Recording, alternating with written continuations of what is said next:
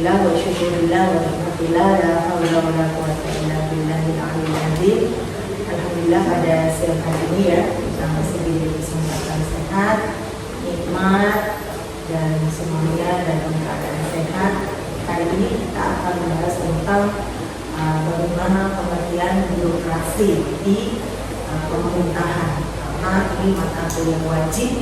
Tentunya saya harap nantinya anak-anak semuanya, adik-adik semuanya minimal dapat B+, syukur-syukur semuanya dapat A, karena ini mata kuliah wajib prodi ilmu pemerintahan. Kamu kuliah dimanapun, di Amerika kayak di mana, di India, di luar Jawa ataupun di wilayah Jawa Timur, di UB, di UNM, semuanya kalau mengambil prodi ilmu pemerintahan pasti ada mata kuliah wajib birokrasi pemerintahan. Hanya saya harap kalian semuanya nanti mendapatkan nilai A semuanya. Nah, makanya semuanya nanti harap tepat waktu dan presentasi dengan bagus, dan juga ada diskusi yang hangat antara materi-materi yang kita presentasikan. Hari ini kita akan membahas tentang apa memahami ya, memahami arti tentang birokrasi. Kemarin sedikit menjelaskan birokrasi itu hampir sami dengan yang namanya sebuah organisasi. Birokrasi itu sebuah organisasi di dalam suatu pemerintahan yang notabene menurut Max Weber berbeda, menurut Karl Marx berbeda, dan menurut teori-teori yang membahas tentang birokrasi tentunya banyak hal. Karena birokrasi ini adalah satu unit organisasi di sebuah pemerintahan. Kalau nantinya kita kaitkan dengan birokrasi yang ada di pemerintahan Indonesia yang notabene ada zaman penetapan sejarah Indonesia ya, pemerintahan Indonesia ya selama 350 tahun dijajah oleh Belanda dan Jepang. Tentunya birokrasinya tidak persis sama dengan apa yang disampaikan Karl Marx ataupun Weber.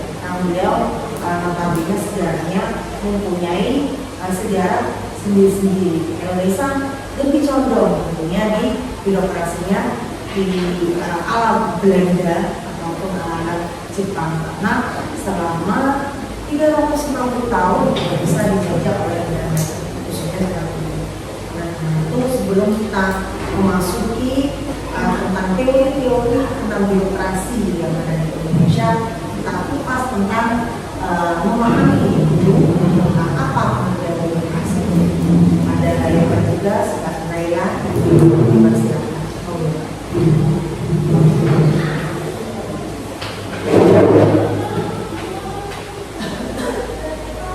Sebelumnya, Assalamualaikum warahmatullahi wabarakatuh. Waalaikumsalam. Di sini saya akan mempresentasikan apa sih arti penting birokrasi itu.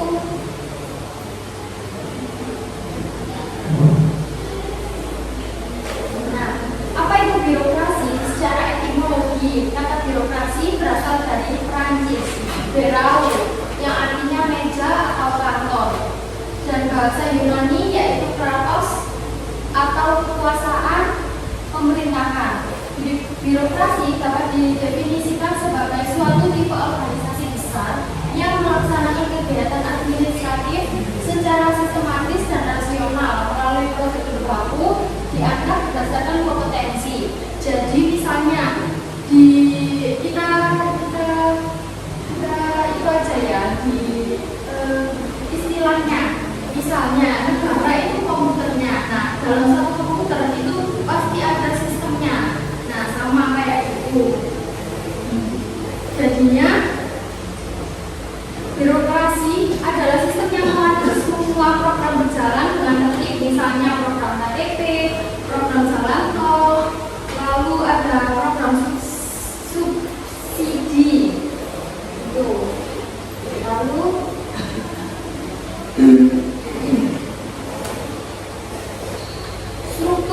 prinsip inti, struktur hierarkis atau bertingkat.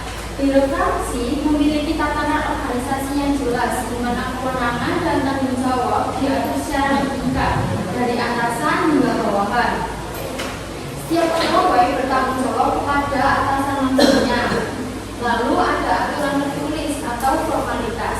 Semua keputusan dan tindakan dilaksanakan berdasarkan aturan atau prosedur dan hukum tertulis yang baku. Ini sebagai legal rasional. Kekuasaan dijalankan oleh aturan, bukan oleh individu. Lalu ada spesialisasi. Tugas-tugas itu dibagi secara spesifik dan setiap pegawai atau unit kerja memiliki keahlian dan wewenang yang terdefinisi jelas di bidangnya. Nah, birokrasi itu ada yang sebagai layanan publik sama sebagai penggerak pembangunan. Misalnya kalau sebagai layanan publik itu mereka mengeluarkan KTP, SIM, surat izin buka usaha atau mengelola sekolah, rumah sakit itu milik pemerintah. Nah, tanpa mereka, tanpa layanan publik itu, semua itu layanan publik itu kayak akan macet gitu loh. Sakar PBB kayak gitu contohnya. Lalu ada sebagai penggerak pembangunan itu misalnya mereka merencanakan dan melaksanakan proyek besar, misalnya jalan, jembatan, aliran listrik.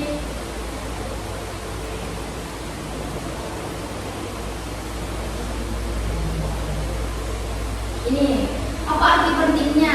Birokrasi itu penting karena sebagai pelayanan publik mereka mengeluarkan KTP, SIM, izin usaha dan mengelola sekolah yang tadi saya jelaskan. Nah, masalah utama birokrasi, masalahnya itu ada istilah red tape atau pita merah. Ini artinya prosedurnya berbelit dan terlalu banyak aturan formal sehingga pelayanan menjadi lambat. Contohnya mengurus dokumen harus lewat 5 meja dan diselesaikan dalam 1 meja. Nah, ini itu kayak membuang-buang waktu gitu.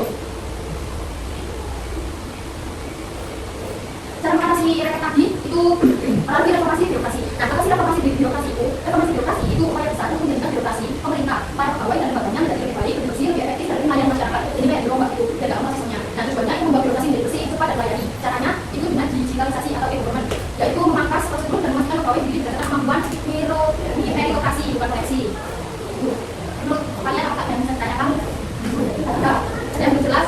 Jadi tujuan birokrasi itu kayak memangkas gimana ya, biar lebih cepat gitu sistemnya. Ya, lebih cepat dan bisa menyulitkan. Ya, gitu. Lebih efektif, yang membawa waktu. Banyak yang organisasi. Ya, habis oleh mas. Ayo, kamu membawa waktu? Ya, saya ada. Bila.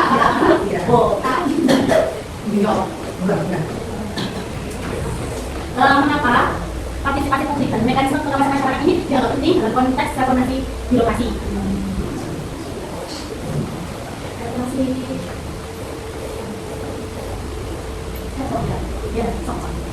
Menurut saya itu birokrasi itu harus kayak transparan gitu. Jadi publik itu harus memberikan responsif. Dan kalau misalnya ada birokrasi yang kayak aku gambar itu publik itu kayak publik itu harus memberikan respon terhadap itu birokrasinya itu tadi. Dia bisa diperbaiki bagi masyarakat dia. Lalu pastinya nanti akan ada solusi gitu, solusi yang cepat dan masih permasalahan yang minta gitu. Dan masih menerima sama-sama. Saya mau tanya. Saya dulu mau tanya ya. Jadi ketika kan ada yang namanya RT. Nah, RT ini kan sebenarnya ada positif sama negatif. Positifnya apa? Positifnya jadi kan mungkin kita tidak diurus untuk dokumen, kita lebih terstruktur. Tapi masalah utama birokrasi itu adalah RT tadi. Karena kalau RT itu artinya itu prosedurnya seperti itu. Kalau positif kan dari situ ya Bu. Kalau negatifnya kan memang selalu negatif. Nah, menurut Mbak Eka di pemerintahan itu kalau solusi tepatnya itu bagaimana? Apakah RT ini memang selalu seperti itu? Kalau RT itu mungkin dalam satu pemerintahan tidak ada rumahnya, ya. Nah, itu pasti kan sudah dibagi, tapi masalahnya itu masih tetap aja gitu. Jadi itu kayak hambatan utamanya gitu, udah dibagi tapi masih tetap aja kayak gitu. Berarti itu kondisi